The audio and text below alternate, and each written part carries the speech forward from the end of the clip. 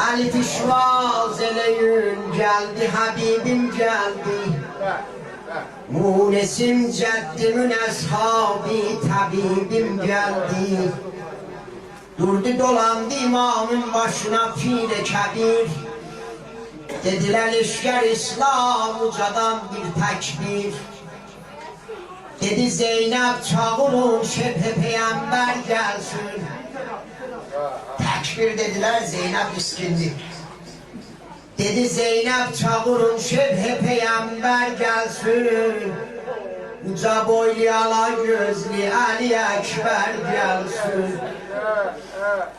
Geldi şahzade görüp emmesi eylül heyecan.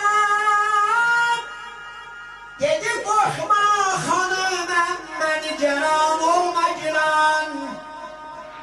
Geldi eshab-ı peygamber bize olsun mehman. O bir tekbir deyür Haşimyan pir o cevan. Ele şad oldu buyurdu yetür ol pire peyam.